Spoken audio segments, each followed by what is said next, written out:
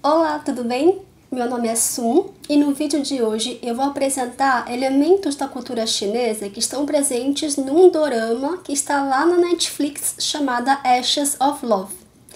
Bom, é um dorama que conta a história de amor entre uma fada do Reino das Flores com o príncipe herdeiro do Reino Celestial, que é um jovem chamado Xu Fen, né? A fada se chama Jinmi e o príncipe herdeiro se chama Xu Fen, mas para simplificar eu vou chamar ele de Fênix, porque o corpo verdadeiro dele é de uma fênix. A forma humana, na verdade, é apenas um avatar dele, né? Então, para facilitar, vai ser a história de amor entre Jinmi, a fada floral, e o Fênix, que é o príncipe herdeiro do Reino Celestial. Bom, o primeiro elemento da cultura chinesa que eu queria trazer é basicamente a própria mitologia que existe por trás desse dorama, porque esse dorama, ele é um tipo de série que a gente encaixa no gênero Xianxia. Xianxia é um tipo de gênero de séries da China que a história é totalmente construída em cima de um universo mitológico. Então, por exemplo, nós estamos falando de uma fada, nós estamos falando de uma fênix, de um príncipe herdeiro do reino celestial. Então, tudo isso são elementos da cultura chinesa. E quando uma série ou um livro, um romance trata desse universo e constrói toda a sua história em cima desse universo, a gente chama de Xianxia. Isso porque Xian é o nome que a gente dá para os seres imortais que existem nesse mundo celestial. Então, por exemplo, no imaginário da mitologia, existem seres imortais que já saíram do reino humano, caso eles tenham sido humanos nas outras vidas, ou sejam criaturas que já na criação do mundo já nasceram como deuses. São todos seres que poderiam ser encaixados no gênero Xian de seres, de criaturas. Seres imortais, seres com poderes mágicos que não estão mais no mundo mortal, mundo dos humanos.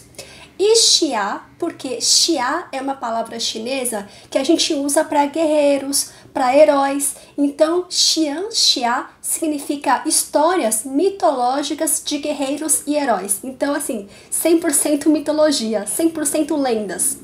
E é claro, que a gente era de se esperar que em lendas, em histórias desse tipo de gênero, a gente vê muita magia, a gente vê muitas cenas de luta, muitas artes marciais, e os personagens, assim, 80% dos personagens são todos deuses, são imortais. Então, aparece o Imperador Celestial. O filho dele é o deus do fogo. O outro filho dele, o outro príncipe, é o deus da noite. Aparece o tio deles, que é o deus casamenteiro. Então, assim, essa série toda gira em torno de deuses, de seres imortais. E aí, é claro, todo mundo é cheio de poderes. E aí, nesse ponto, é que é importante chamar atenção.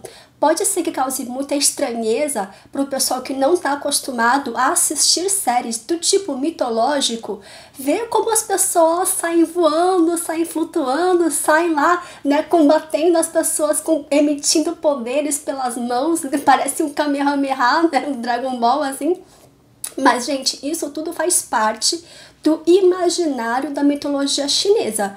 Na mitologia chinesa, os seres Xian, os seres imortais, os deuses, eles conseguem ter naturalmente todos os poderes sobrenaturais que são inimagináveis no universo humano. Então, sabe aquelas coisas tipo Harry Potter, o poder da varinha lá, vai lá então, taca a varinha aí e sai um jato de poder?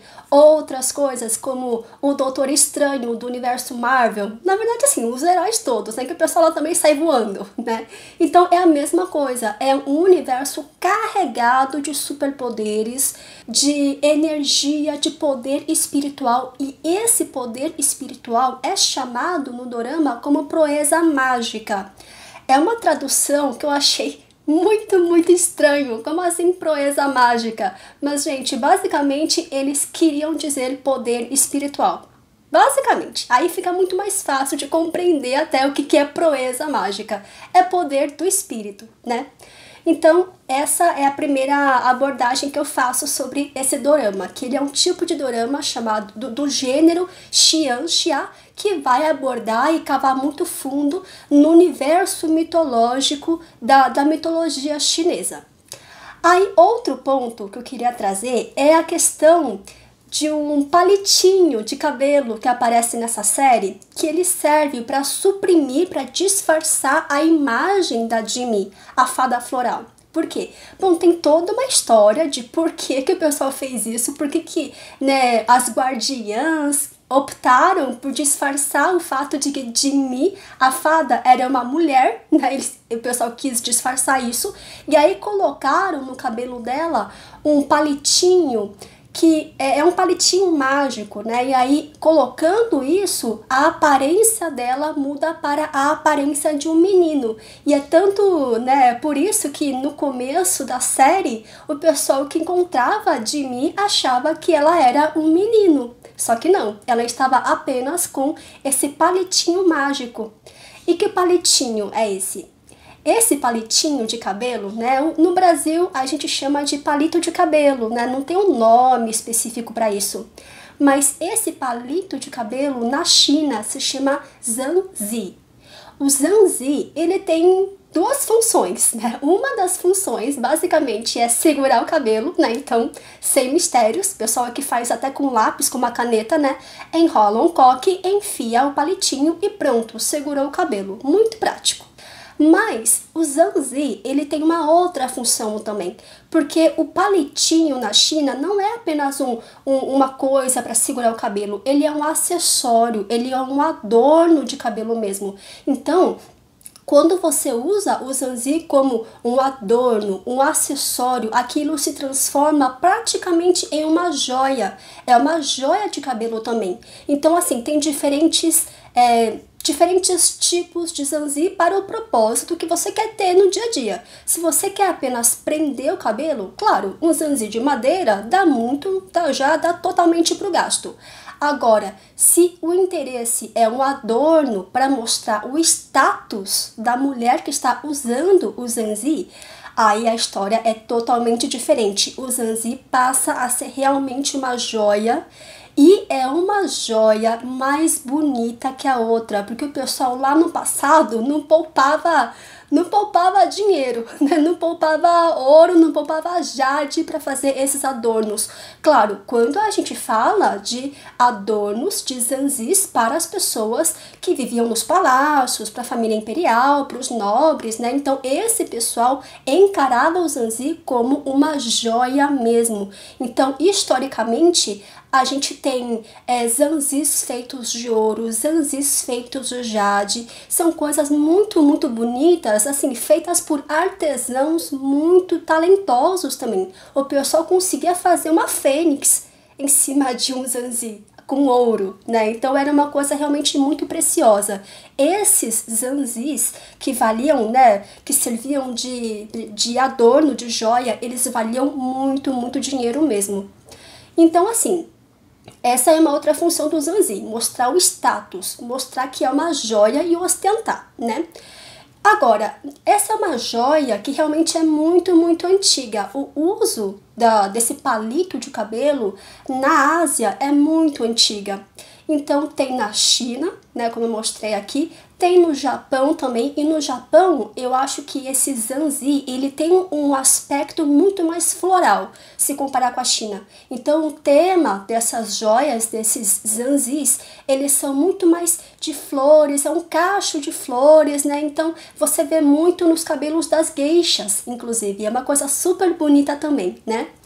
Aí, bom, na Coreia, né? Na Coreia também tem o uso do zanzi, e você vê muito, por exemplo, nos doramas coreanos de época, em que aparece a imperatriz lá com o coque atrás e um zanzi bem mais grosso do que o zanzi chinês, que o japonês, espetado no coque, que fica aqui na altura do pescoço, de um lado a outro. Esse é o modelo coreano, né? Então, o modelo japonês se chama kanzashi, que a gente vê muito nas geishas, e o modelo coreano se chama Bineo. Bineo. Tá? Aí o modelo chinês Zanzi. Aí outra coisa, tem um episódio lá nessa série em que a Jinmi tá servindo de intérprete pro Fênix, porque o Fênix queria fazer um processo seletivo para contratar um novo general para o seu exército, porque o Fênix, como príncipe herdeiro, ele comanda o exército do reino celestial. Então ele queria ir lá nomear mais um general para deixar ele cuidando lá de uma parte do exército, né? Só que qual que é o problema?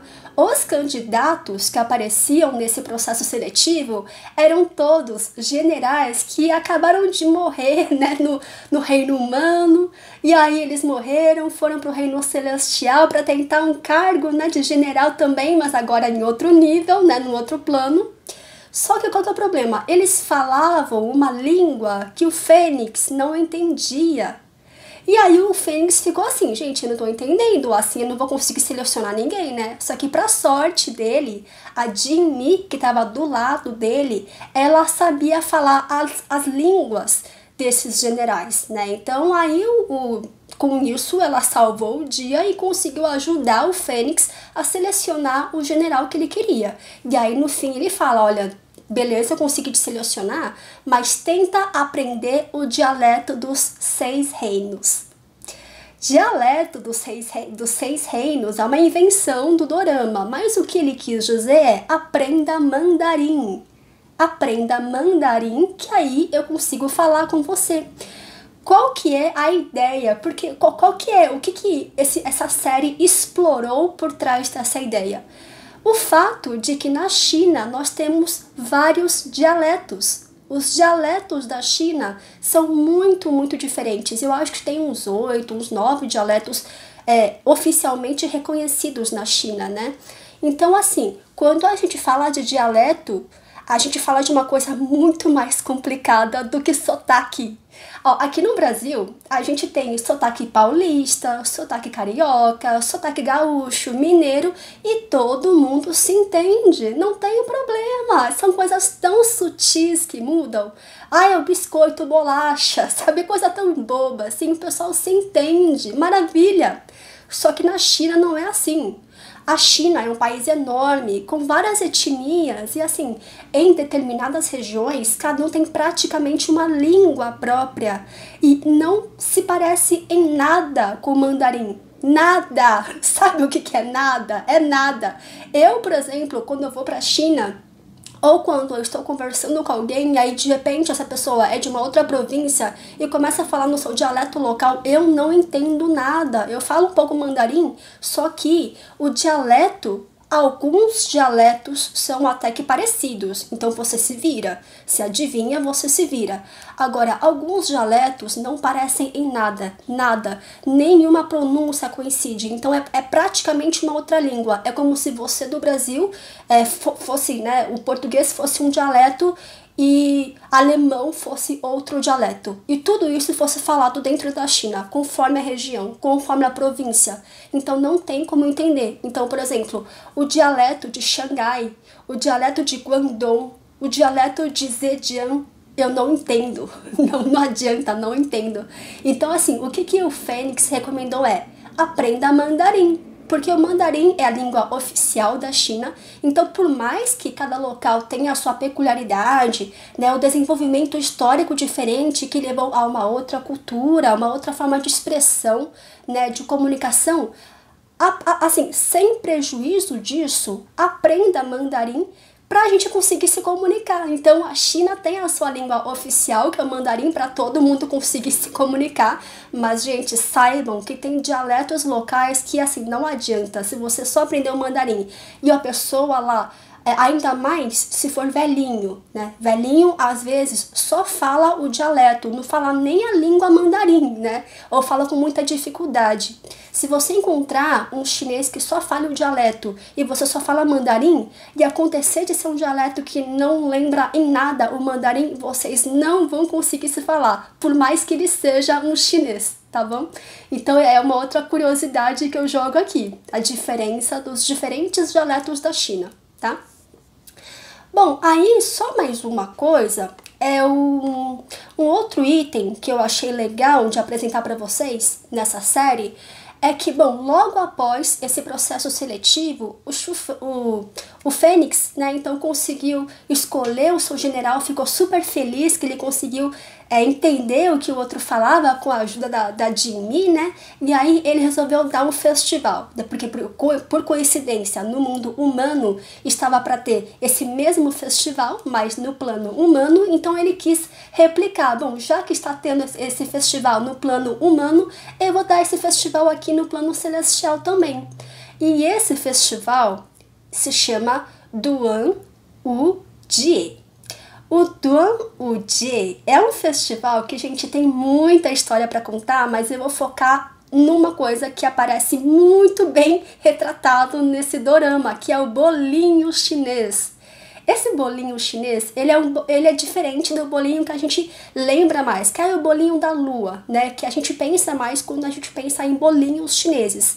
Esse bolinho do Duan Wu-Jie é um bolinho de forma piramidal, então ele tem o formato de pirâmide, ele é geralmente salgado e é feito com arroz moti cozido, então é arroz bem fofinho, bem maciozinho assim, né, que gruda um no outro. Aí você coloca pedacinhos de carne, coloca picadinhos, fatias de cogumelo, coloca um pouquinho de amendoim, quando você quiser, né? E aí coloca shoyu, o pessoal prepara, faz todo esse preparado, tempera tudo, aí monta lá na forma de uma pirâmide, embrulha o bolinho com folha de bambu, amarra esse bolinho com corda e aí cozinha, ferve na água quente. Esse bolinho se chama Zongzi e é bom. Só digo, assim, gosto é gosto, cada um, né, tem os seus gostos, mas eu gosto bastante desse bolinho porque ele tem um sabor bem gostosinho, gente. Os ingredientes já são bons, né? Cogumelo é bom, um pouquinho de shoyu é bom. Ah, e tem um outro ingrediente que eu esqueci de mencionar que também muitas vezes vai nesses bolinhos. É ovo de pato salgado. É um jeito especial de preparar o ovo de pato para que a gema fique dura. Não é só ferver, cozinhar um ovo na água.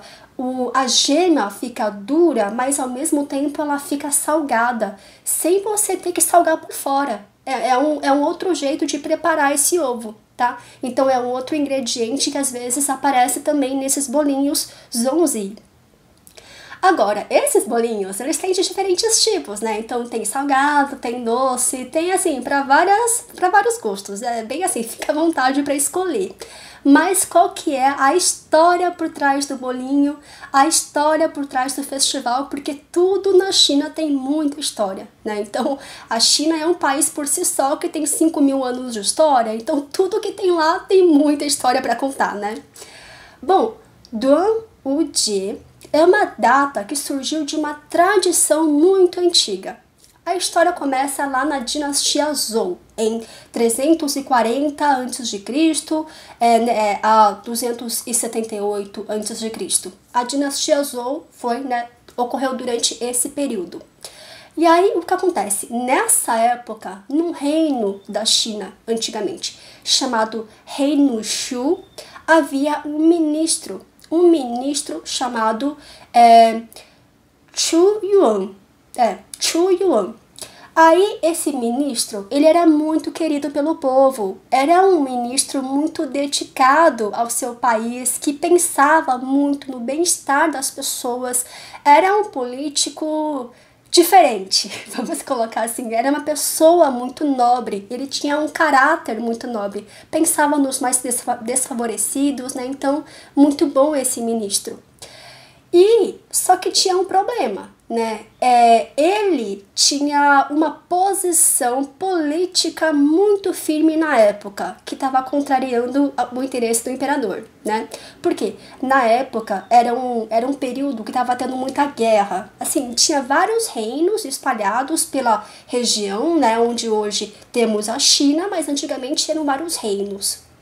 Aí estava todo mundo brigando entre si. E aí, né, no meio de tanta guerra, alguns fazem alianças para se defenderem melhor. Aí o reino Shu resolveu fazer aliança com o reino Qin.